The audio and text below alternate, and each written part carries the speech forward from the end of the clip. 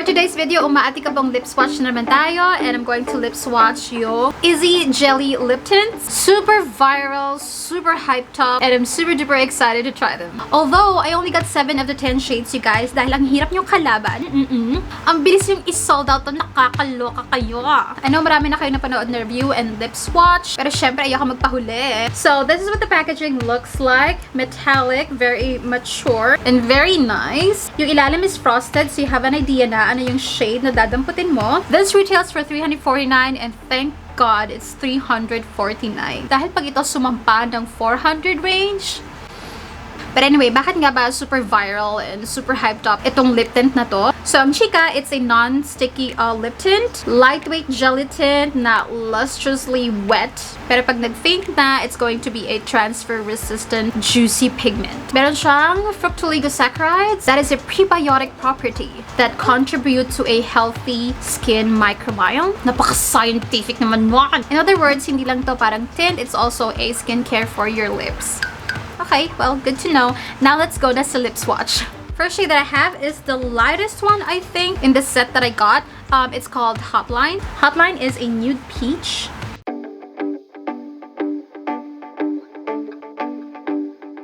So this is Hotline swatch at the back of my hand. And this is Hotline on my lips. And honestly, it's going to be like your lips but better. Kasi yung opacity niya, or yung parang kapal ng tint niya, it's not 100 or 80%. It's probably just 30%.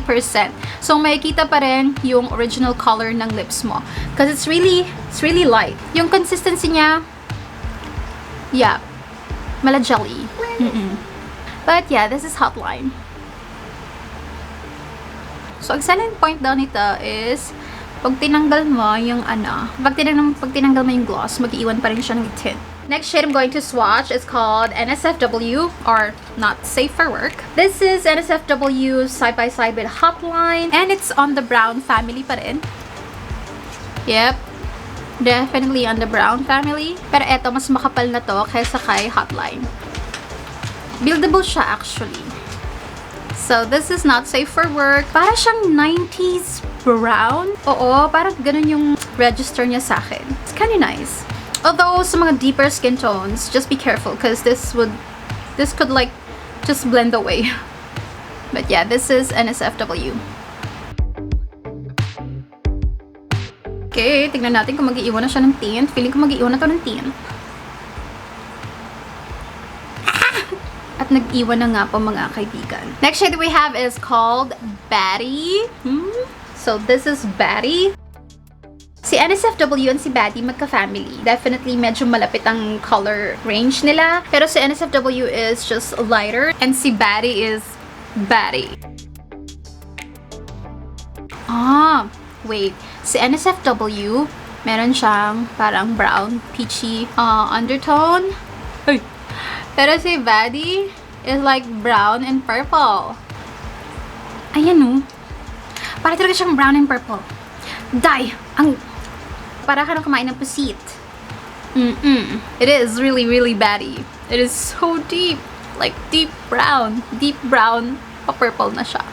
Ang register sa skin tone ko ha, syempre mag-iiba pa to, depende on your skin tone and your undertone. I'm just trying to give you an idea what it looks like. But yeah, this is Baddie.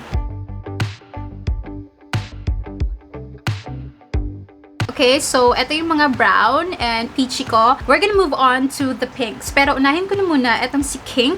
I feel like this is quite different. The other shades are medyo like halata mo talaga on the pink family. Pero this one is like nude, like kinda in the middle. So this is Kink, o diba? On the nude family talaga siya. Nude na nasa gitna ng brown tsaka pink. Kink is delicious. Pero dahil ano to, may pagka-grayish undertone.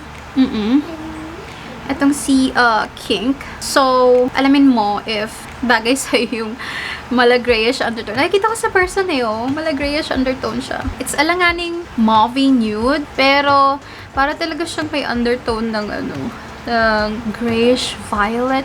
I'm sorry guys, I'm just really trying to explain the shade in person more than kung yung nakikita on cam. But yeah, this is Kink. Next shade I'm going to swatch is called Bunny. And si Bunny yung nasa taas. And it's a pink shade. This is Bunny, you guys. It's a light pink shade na very nice for daytime and very nakaka-fresh lang. Kaya lang guys, napansin ko, dun sa mga lighter shades, makikita mo yung parang streak niya. Kasi yung mga lighter shade is yung opacity niya is mas manipis or something like that. Sa malapitan, makikita mo yung streak. You know. Pero I don't mind naman. Nothing a quick pucker cannot fix. Magalaw. Oo. Yung mga lighter shades medyo magalaw. Medyo magalaw siya kapag nagpapucker ka. Yung sa deeper shades, ito kay Baddie. Hindi siya halata kasi deep. So natatago niya. But yeah, this is Bunny. Next shade is called Pretty. And sabi dito, it's a bold pink magenta. Meron palang color description dito sa baba. Pero alam niyo naman ako, hindi ako sumusunod sa mga color description. I tell you what I see in person. Medyo magkahawig sila ni Bunny, pero si Bunny is brighter and mas muted itong si Pretty. Let's see. Yeah, mas muted si Pretty. I definitely like Pretty more than Bunny. Kung magpa-pink ka lang din naman, mag-pretty ka na. Itodo mo na ang pink. Diba? I like Pretty. It's my kind of pink. Kaya lang, it's pink, pero deep. Oo, parang brown pink red. Parang ganun na yun nare-register. Sa unang tingin, parang magkapatid talaga sila ni Bunny. Pero, yeah, Pretty is deeper. Pag-pretty ka na. Huwag ka na magpabebe kay Bunny. I-pretty mo na yan. Yeah, this is Pretty. Down to the last shade, you guys, and this is called Club, and it says here it's Cool Berry Mauve. Oh, cool nga siya. Ito yung medyo may pagka-lilac na, you guys. Ay, ganda. Ganda rin ni Club. Yeah, it is cool tone. Nakakaputi siya ng teeth. Pero depende on your skin tone, may tendency na umangat yung pagka-lilac niya. Or yung parang purple, violet-ish, more than yung pink side. But it's also nice. I like it. It's something na I can see myself wearing this. So yeah, this is Club. Alright guys, shade recap tayo.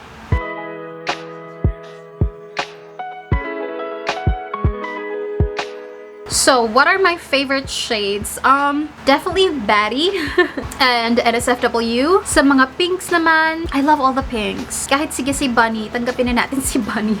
Pero I love all the pinks. I do recommend all the pinks. Depende on your preference or depende on your need. Yung wala ka pa or you wanted to try.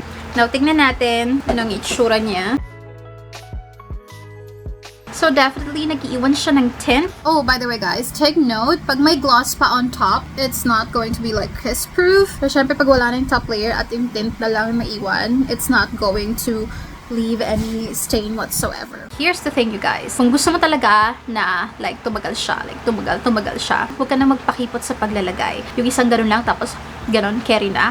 Itodo mo na, i-full pack mo na. Kung gusto mo talaga maging pangmatagalan siya, lalo na yung tint na iniiwan niya, ang maganda nga, you reapply and you reapply. Para alam mo yun, pakapal ng pakapal yung naiiwan na tint. But I do recommend that you try it kasi it's just $349. And maganda yung shine niya, yung kintab niya, yung reflect ng light. So, sulit na yung $349. Kahit hindi ko to i-wear test, masasabi ko na it is good. Pero syempre, manage your expectation. Hindi naman siya yung parang something na, wow, I've never seen this thing before. Yung ganitong finish. Marami mga glosses or liquid lipstick yung may ganitong finish. Pero nagkakatalo kasi dun sa tint na naiiwan niya. And dun sa fructoligosaccharides na skin-loving ingredients na meron siya. But anyway, yeah, that concludes this video, guys. I hope I was able to give you an idea dun sa mga shade.